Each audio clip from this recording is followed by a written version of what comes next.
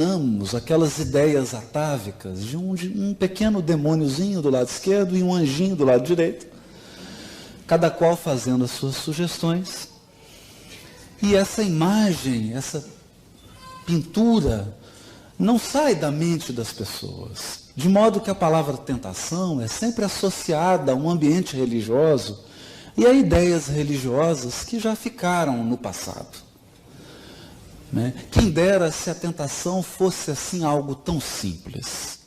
Se ela se resumisse a duas personalidades, uma totalmente voltada para o bem e outra totalmente voltada para o mal, que estivessem a nos influenciar como se fosse uma campanha política, tentando obter o nosso voto e a nossa adesão. Não é tão simples assim. Eu gosto da maneira muito carinhosa e divertida com que Chico Xavier se refere à tentação. Ele diz que a tentação é você estar correndo de um cachorro muito grande, com uma vontade imensa de ser alcançado.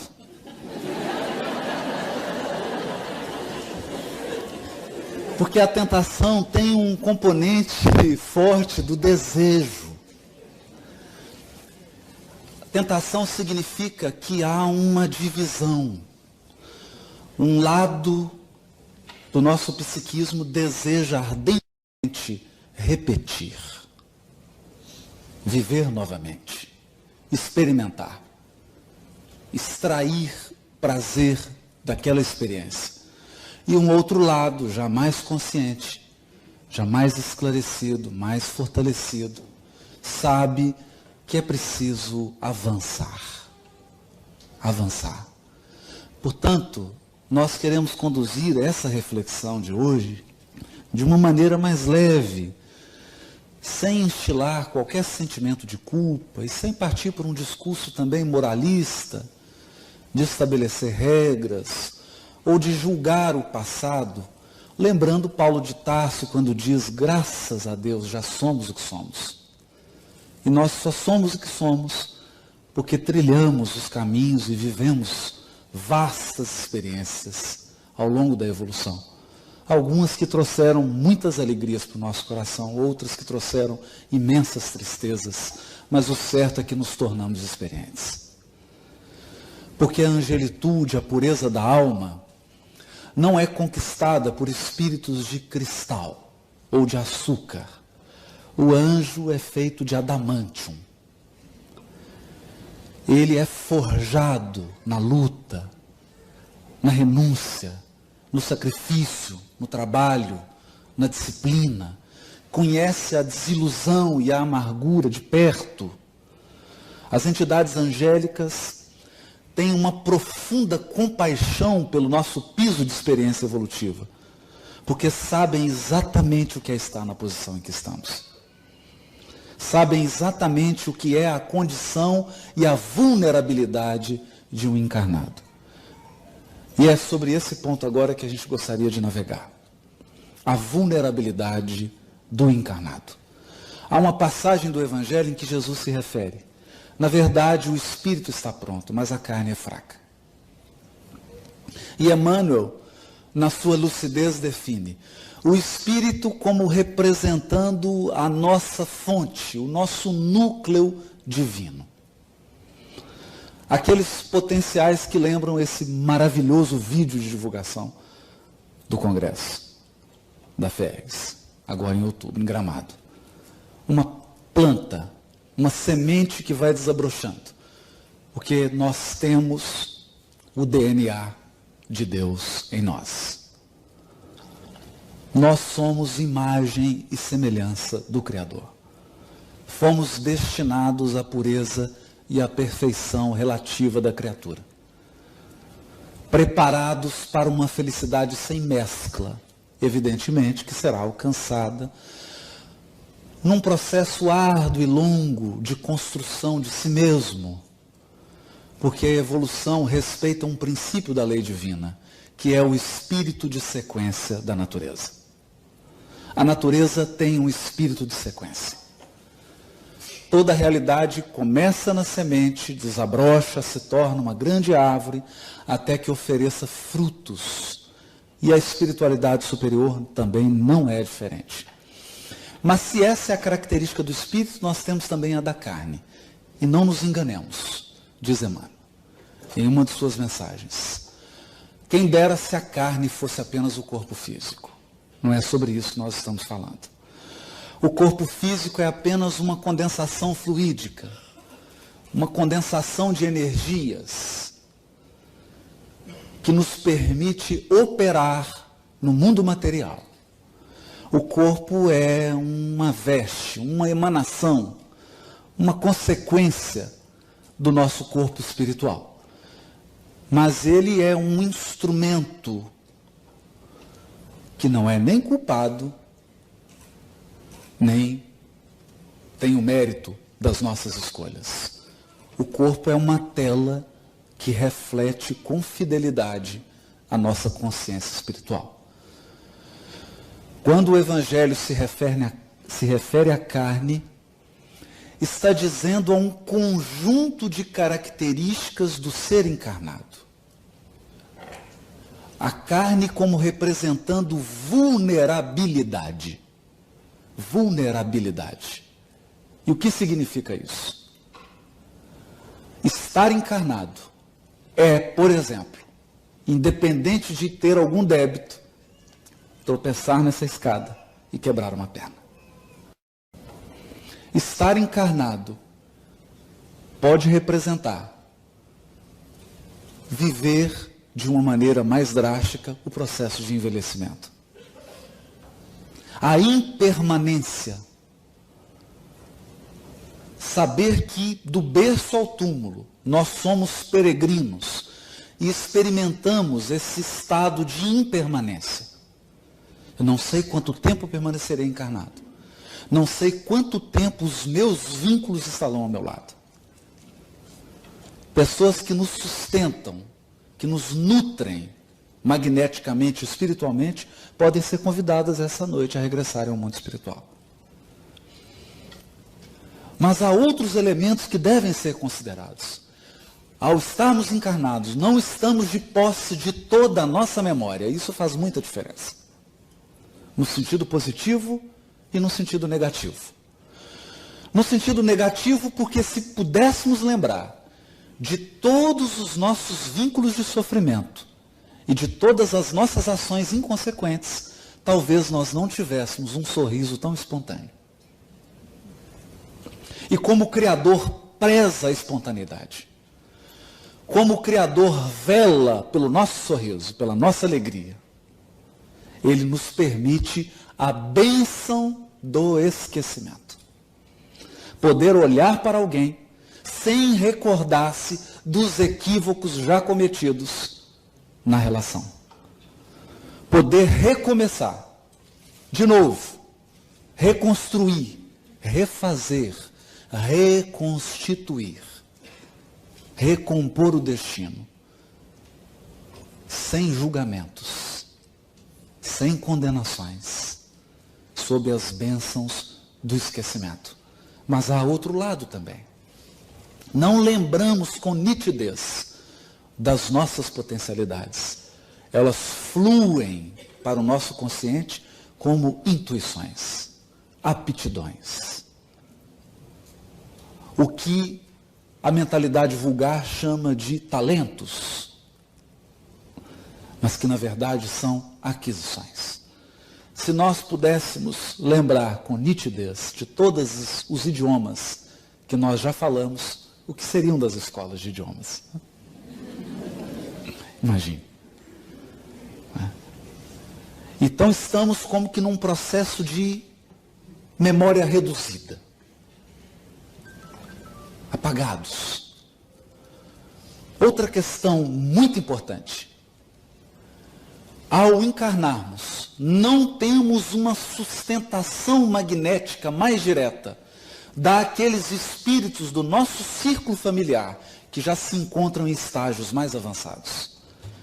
Isso nos conduz a duas situações. Primeiro, uma situação de saudade. De vontade de ser nutrido novamente. De poder estar ao lado desses corações que nos amam profundamente, mas que avançaram ao passo que nós preferimos estacionar. Eles nos nutrem, nos amparam, mas como estamos na carne, a nossa percepção, a nossa capacidade de usufruir em toda a sua pujança dessa nutrição magnética é menor. E é por isso que a entidade angélica responsável pela encarnação de Alcione, quando ela se propunha a encarnar para resgatar uma alma muito querida do seu ciclo de relações, ele diz para ela: partes numa missão arriscada. Você tem consciência de que na carne, embora a sua condição espiritual, vai experimentar carência, solidão, necessidade de aprovação, necessidade de acolhimento, necessidade de envolvimento. Você partilhará de todas as necessidades da condição humana. E não se engane, entre elas, deixa subentendido, nas entrelinhas, o próprio desejo de ser mãe. Cruzará com seres com os quais possui vínculos afetivos muito fortes. E não se esqueça, Alcione, vários partem desta esfera em missões arriscadas como as tuas e não conseguem regressar de pronto. É esse conjunto de vulnerabilidade que Paulo de Tarso, aproveitando a fala de Jesus, dá o nome de carne. Não tem muito a ver com o corpo físico, mas tem muito a ver com aquele primeiro andar que o Sérgio nos disse. A necessidade de conservação, o instinto de reprodução, o instinto de destruição.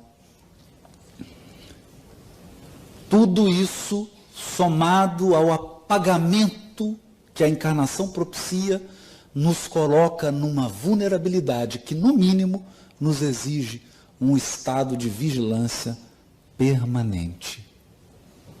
Permanente. E é aí que entram os processos de tentação. Os mecanismos da tentação.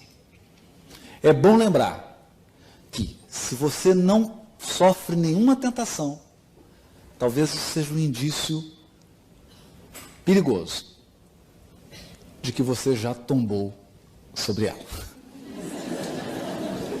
Já se entregou tanto que não há mais nada a ser tentado.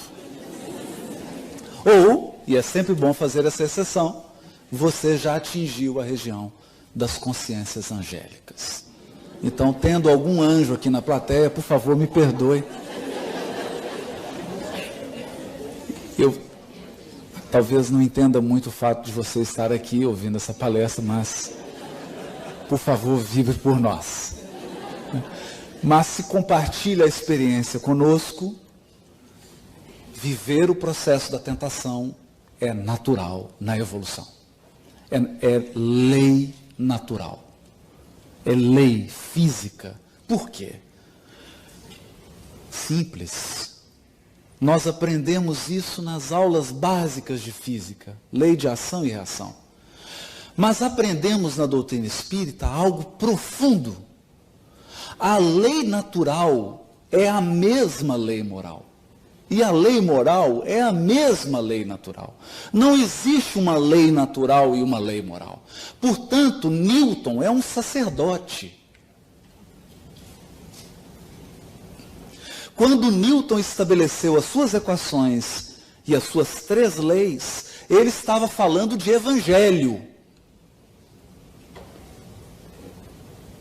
E de física também, porque não tem diferença. A lei divina ou lei natural é a mesma. É a mesma. Porque há um só Deus. Um só Deus. Uma só lei. Há um plano de unidade na infinita diversidade da criação. Isso significa que, toda vez que eu instauro um movimento novo, eu preciso dar conta da inércia. Claro. Se você está dirigindo um carro a 100 km por hora e precisa reduzir para 40 km por hora, o que acontece? Você vai reduzir imediatamente, mas sofrerá simultaneamente a inércia do movimento anterior. Da mesma maneira, se você conduz um carro a 20 km por hora e acelera a 100, mudou o movimento, sofrerá a inércia do movimento anterior. Como que nós sentimos isso? Como que alguém sente isso? Não importa se ele sabe de física, se ele sabe de doutrina, isso não importa. Ele sente um solavanco para frente ou um solavanco para trás. E isso significa experiência da lei de Deus. Portanto, toda vez que eu saio de um processo psíquico que pode ter durado 5 existências e ingresso num novo movimento psíquico, há uma inércia do movimento anterior. Essa inércia do movimento anterior é vivida como um processo de tentação. Dá vontade de voltar. É natural. E às vezes a gente volta. Às vezes volta várias vezes, até ter força moral suficiente para sustentar o movimento novo. É assim que a criatura que teve 5, 10 existências, envolvidas em situações de poder, ao voltar nessa existência, e ao se propor uma nova experiência, agora não mais centrada no desejo de poder,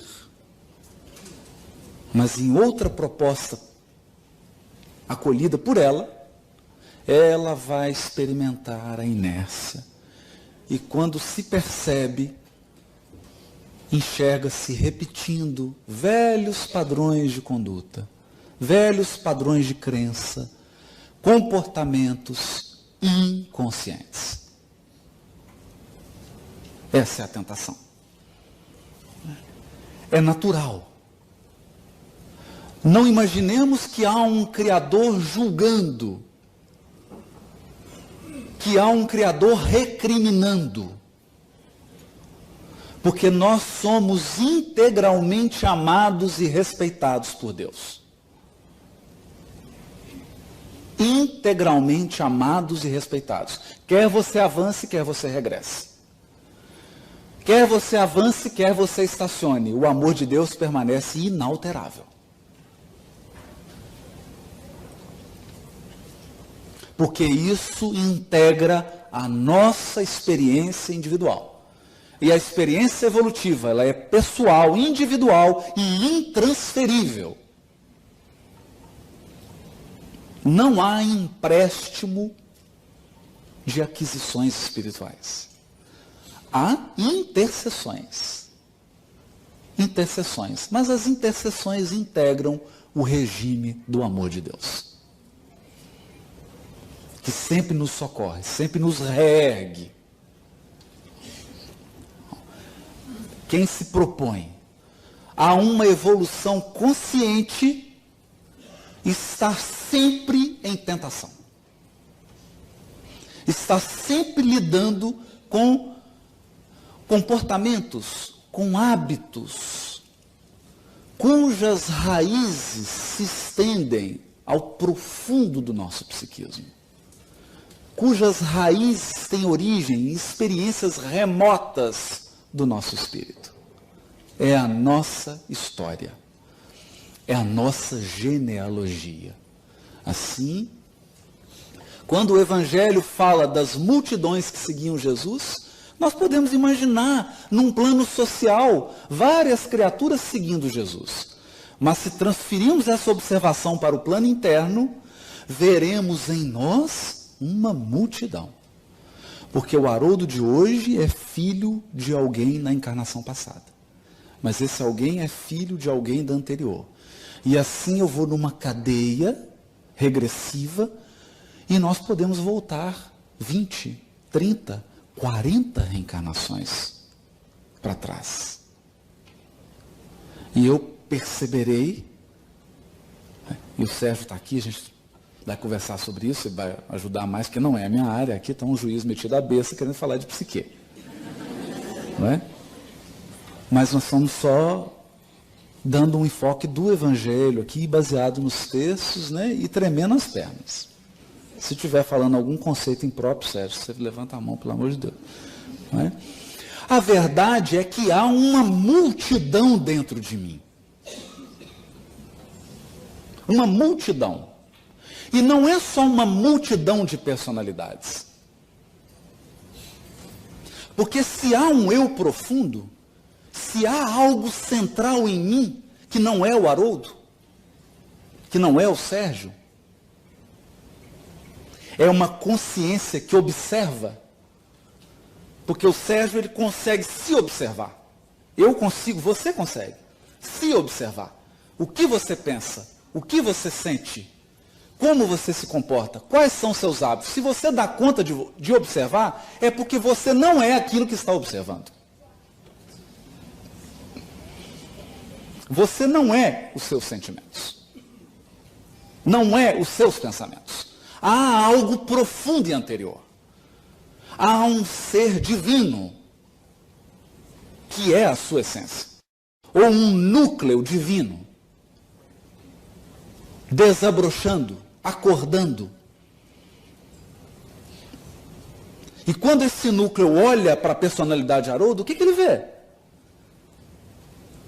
Ele vê alguém com 1 e tanto, de cor tal, de cabelo tal, brasileiro, nasceu em Minas Gerais, exerce a profissão tal. Mas se esse eu profundo olha para a encarnação anterior, o que ele vai ver? Uma outra pessoa. Então, se nós colocarmos em fileira aqui 20 encarnações suas, você ficará surpreso em saber quantas coisas você já foi. Quantas posições você já ocupou.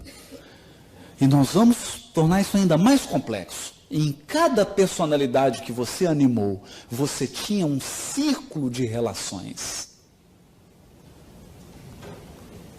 Você estava num contexto social. Você estava em um contexto cultural. Você agia segundo padrões do grupo onde você estava. E principalmente, você atuava segundo o horizonte de evolução da humanidade naquele período.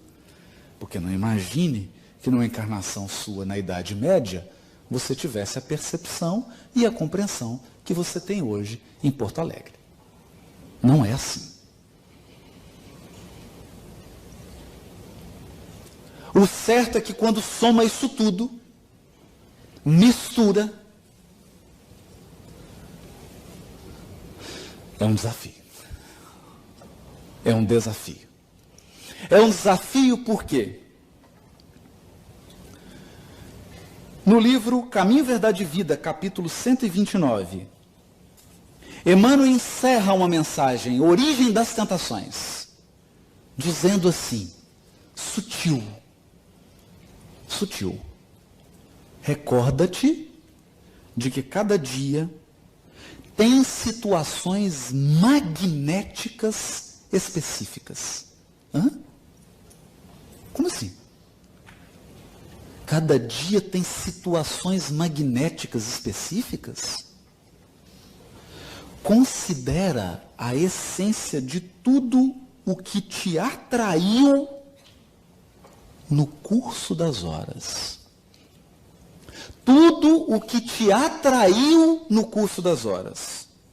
E eliminarás os males próprios, atendendo ao bem que Jesus deseja.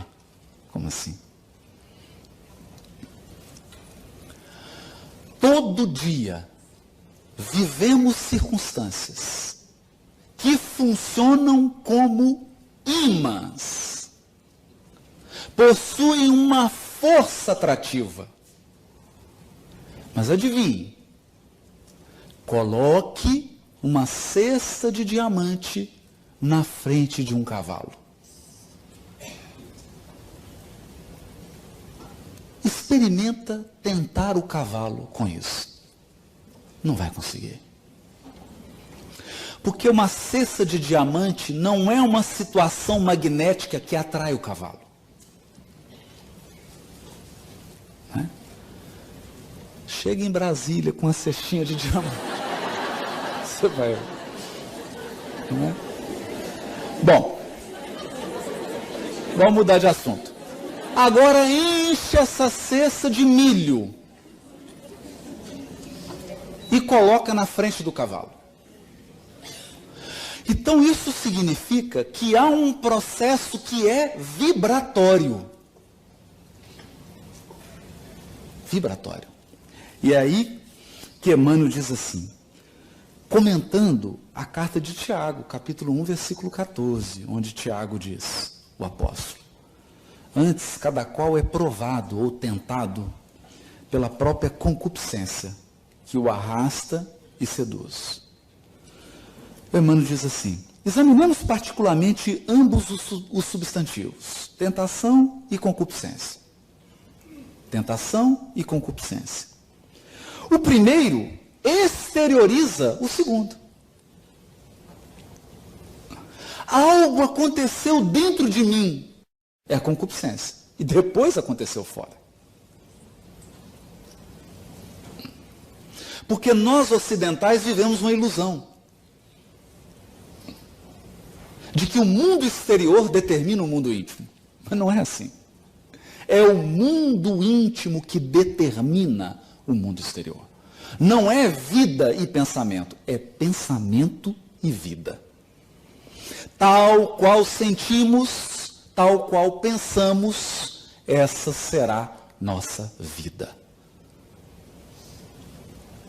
Então a tentação é a exteriorização da concupiscência. E o que é então a concupiscência? Diz Emmanuel, o fundo viciado e perverso da natureza humana primitivista. Fundo viciado e perverso. Aqui nós temos dois componentes, vício e perversidade. Vício é algo que passou da medida. Nós dificilmente encontramos animais viciados. O instinto é preciso. O instinto sexual nos animais, ele é cíclico, temporário, preciso, e ele é atendido com beleza e com precisão. Ninguém encontra um leão ou um cachorro num consultório psiquiátrico porque está viciado em sexo. Só para a gente... Não há isso. Por quê? Porque ele vive a experiência sem que a experiência o domine. Já no ser humano, que entrou na sensação, há um componente muito especial. E ele se chama desejo. Desejo. E o desejo tem uma característica muito especial. Ele é insaciável. Insaciável. O desejo, se não for conduzido, se não for direcionado com sabedoria e com autodomínio, por isso que o Sérgio colocou aquela frase bonita de Kardec. O que é a obsessão? É o domínio que um espírito exerce sobre outro. Domínio. Mas ele só exerce esse domínio porque a criatura não tem autodomínio. Autodomínio. Ninguém vive sem desejo, porque o desejo é a mola propulsora da evolução. Ele é o motor do barco. É ele que impulsiona o nosso psiquismo. E é ele que dá euforia, alegria de viver. É isso? Você corrige aí. Ele propulsiona. A questão é, não basta o motor do barco, precisa do leme. Imagina um barco com um motor possante sem leme. Conduz para um penhasco. A questão é, ao longo da nossa experiência reencarnatória no orbe, nós fomos escravos do desejo. Mas não foi 1, 2, 3, 4 encarnações, não. Nós estamos falando de 50, 100. Tem gente aqui que está desde capela, ou seja, há 40 mil anos veio parar aqui, 25, 40 mil, e está aqui. E eu não sabia contabilizar quanto tempo ele ficou lá. Então, essa submissão ao desejo gera um fundo psíquico viciado, gera uma frouxidão da vontade, uma incapacidade de autodomínio e, pior, uma inconsciência. Porque, como diz um pai da igreja, só pode ser salvo aquilo que é reconhecido.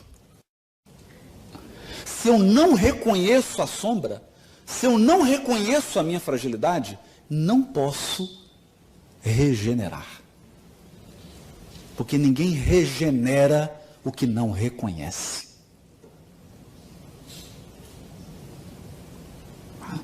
Há uma tentação exterior, como o Sérgio deu o exemplo, você encontrar aquela pessoa, né, e se sentir profundamente atraído por ela, é apenas uma situação magnética que sintonizou com o seu magnetismo psíquico. O seu desejo sexual, que não está reconhecido e que não está trabalhado, atraiu essa circunstância. E vai atrair várias outras. É natural isso. É muito natural. É isso que Emmanuel está dizendo. Então, fundo viciado, mas tem também aqui um elemento que é a perversidade. E a perversidade é algo paradoxal, é algo que nos deixa perplexo. Certa vez eu conversava com o Roberto Lúcio, que é um dos dirigentes do corpo clínico do Hospital Psiquiátrico Espírita André Luiz, na cidade de Belo Horizonte. Não é? Então nós conversávamos na casa dele, inclusive. A gente que não é da área, né, se assusta um pouco com certos quadros psiquiátricos, sobretudo quando eles chegam no judiciário. Então a gente fica assustado, porque a gente fala, meu Deus, como é que pode existir um ser humano que chega nesse nível, né? Da perversidade. Não é? Assim, nos mais extremos da perversidade. Não é? Quando a maldade vira prazer. Quando a criatura encontra gozo na maldade. Não é? E aí o Roberto me disse assim, Haroldo, eu vou te dizer uma coisa, você vai ficar impressionado. Só as grandes inteligências dão conta de chegar à perversidade.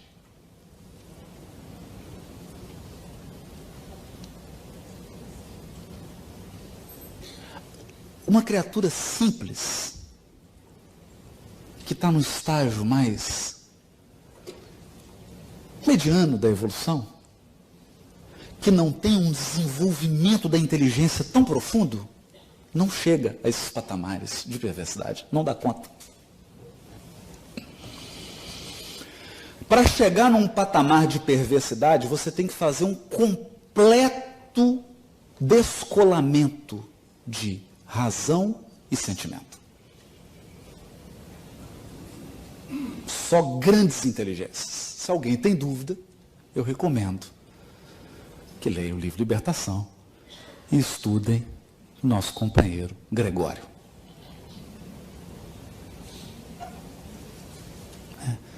Por isso, achei muito interessante o que o Sérgio disse quanto ao perigo da intelectualidade distorcida, da inteligência sem compromisso com o bem comum, com a inteligência descompromissada com o amor. Porque você não se torna feliz pelo que você sabe. Você se torna feliz ao amar e ser amado.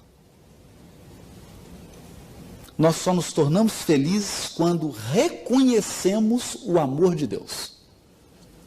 Quando reconhecemos que somos infinitamente e integralmente amados por Deus. E quando, em retribuição, em dádiva, a esse abundante e infinito amor, eu amo.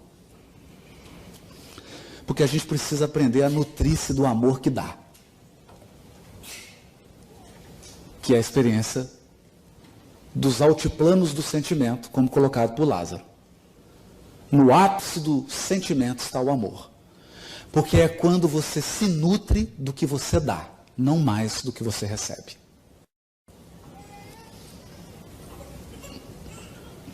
Até lá, muitos de nós fazem a experiência da inteligência sem compromisso.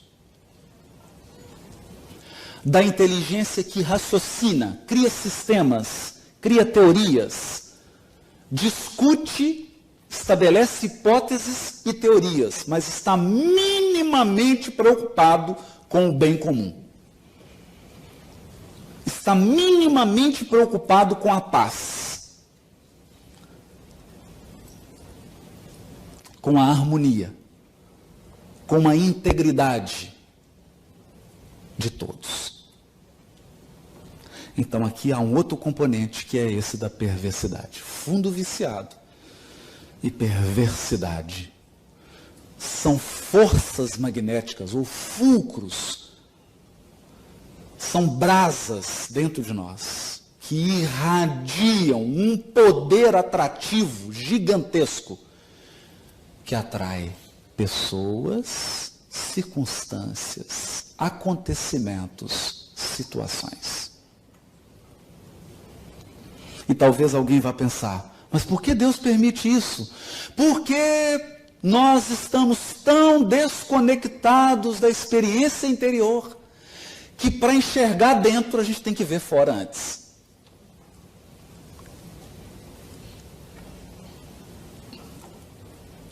É a evolução feita aos tropeços. Eu preciso cair 20 vezes para perceber que eu estou mancando.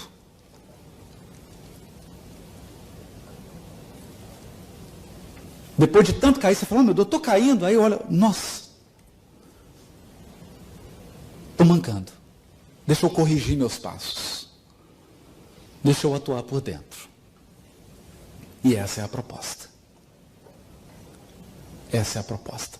Porque não adianta isolar-se do mundo, não adianta adotar a postura psíquica do fariseu, que é vestir-se de pureza, né?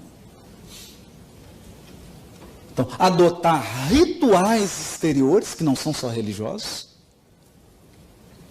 Existe uma série de outros rituais que são adotados para anestesiar a consciência.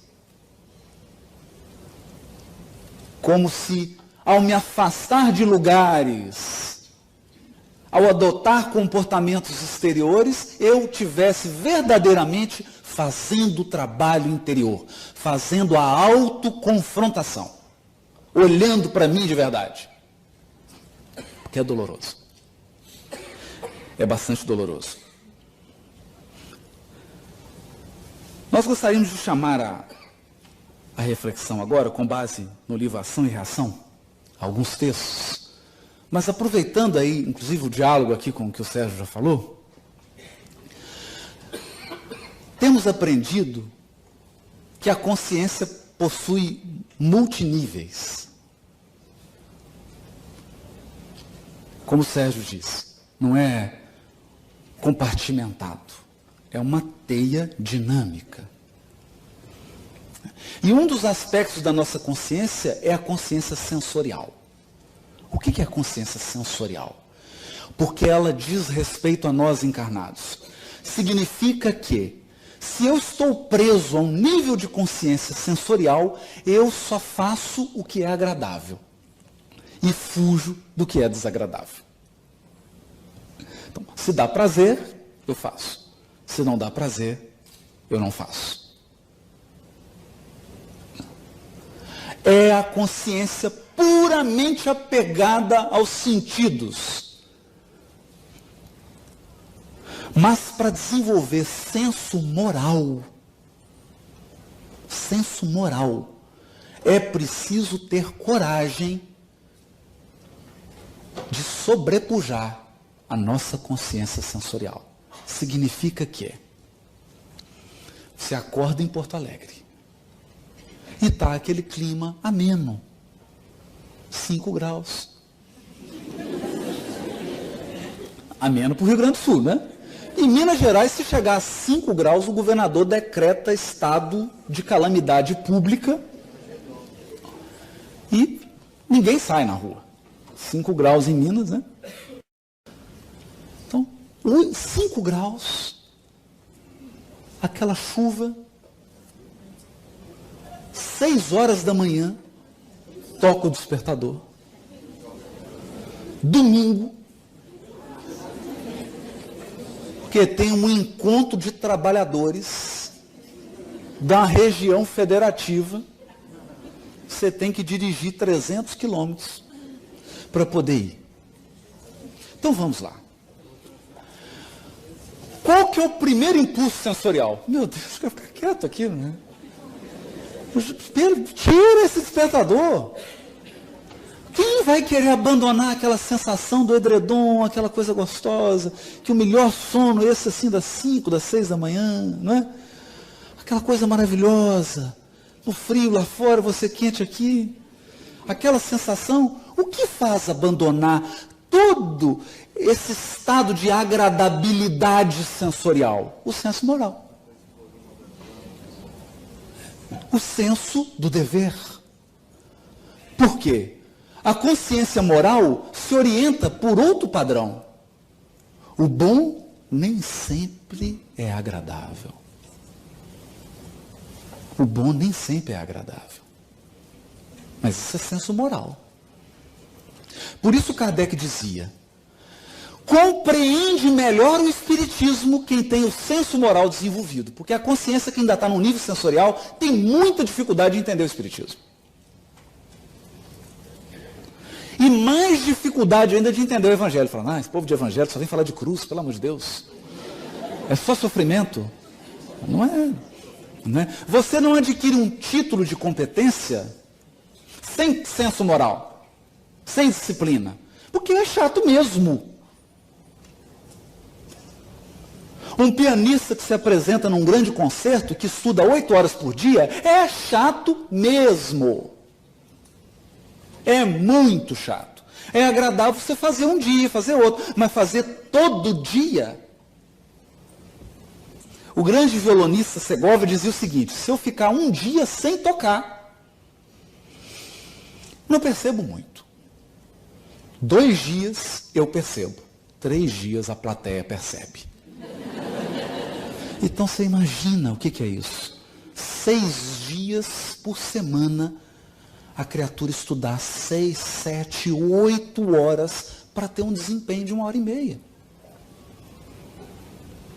Passa 1 ano, passa 2, passa 3. Ele teve uma carreira de 70 anos. Desencarnou com quase 90 fazendo concertos. Isso não pode ser agradável.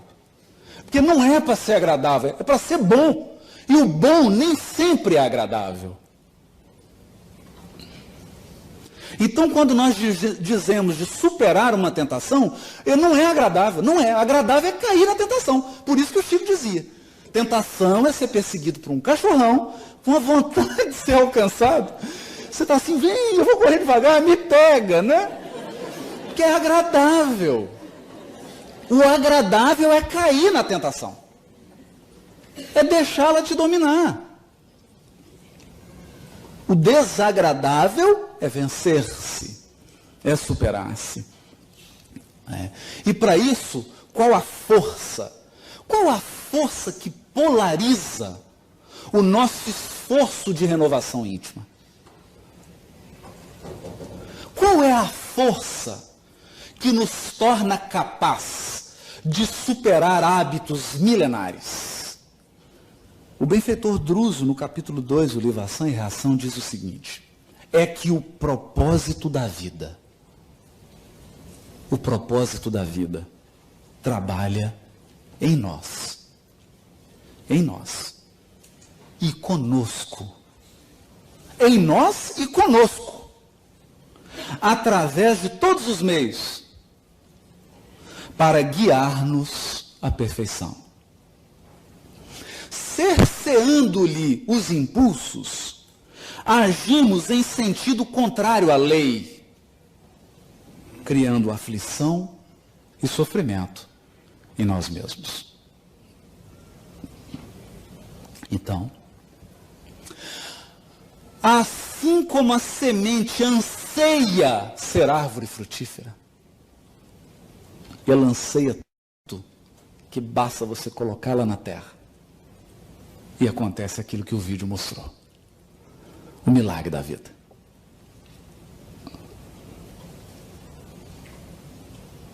Tudo que é vivo anseia por expressar os seus máximos potenciais. Então, cada um de nós aqui sabe, lá no fundo, mas é lá no fundo mesmo, que é um ser angelical. E essa certeza, essa memória, essa lembrança, gera um impulso. Por quê? Porque representa Deus agindo na minha consciência. O lugar onde Deus mora é dentro de mim. Ele é essa força que trabalha em nós e conosco. Em nós e conosco, guiando-nos por todos os meios à perfeição.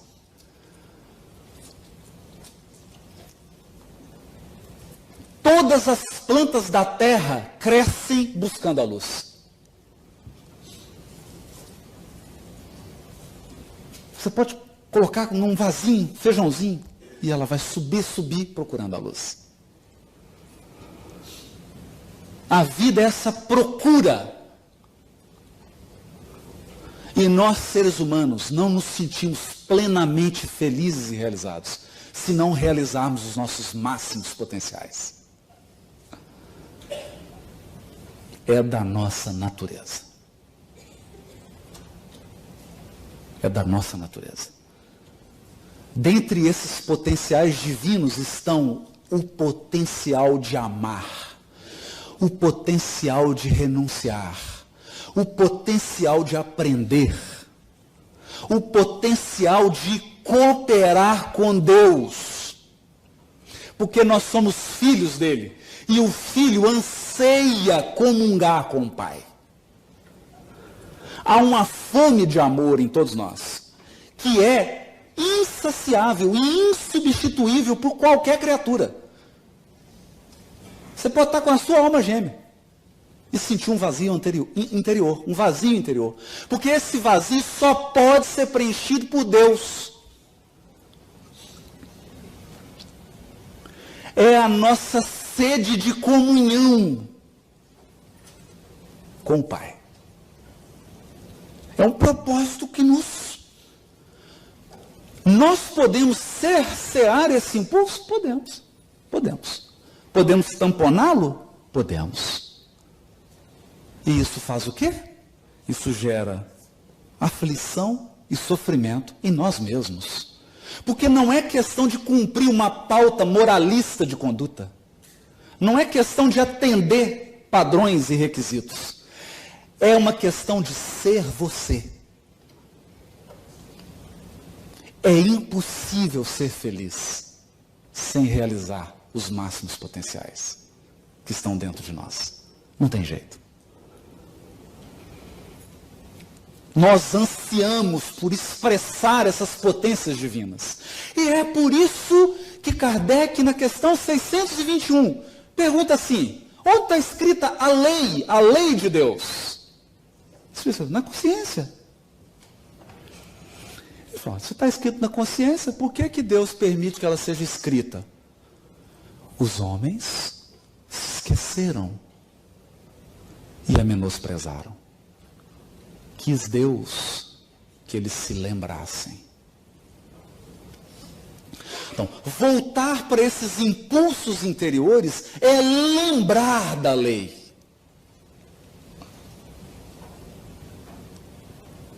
Caminhar rumo à angelitude é lembrar. É acordar. É despertar a consciência. Despertar. Porque já está dormindo aí dentro de nós. E é por isso que Silas, no capítulo 8, já caminhando para o final, no livro Ação e Reação, ele diz assim, vou tirar porque agora a vista cansada, a idade já está chegando. Todos possuímos, além dos desejos imediatistas comuns, que é a esfera, necessidade de ir ao banheiro, necessidade de comer, não é? Aquelas necessidades comuns que geram desejos, não é mesmo? Daqui a pouco nós vamos desejar comer alguma coisa à noite? Espero, né, Gabriel? Estou dando a dica. Hashtag, fica a dica.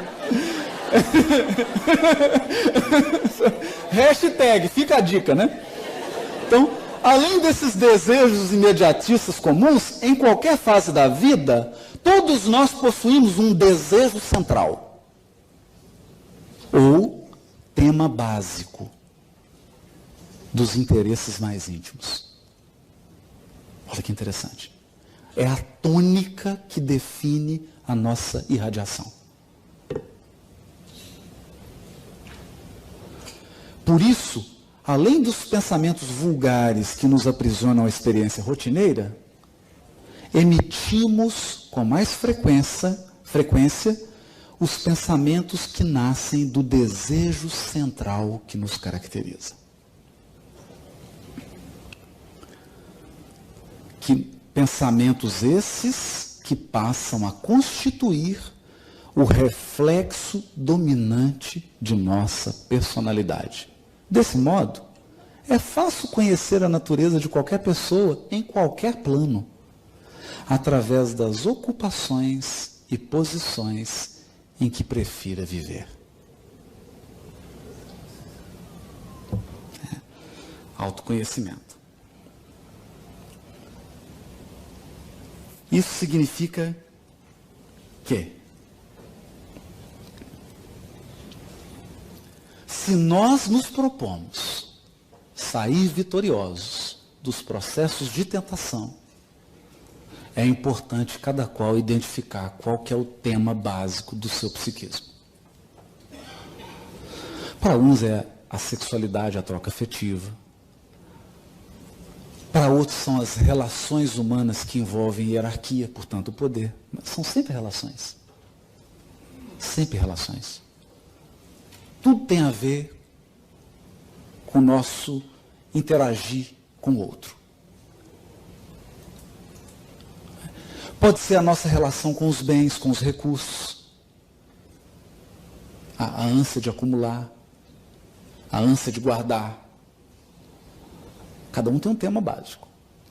A partir desse tema básico se estrutura uma teia complexa e intricada de desejos que gravitam em torno desse desejo central.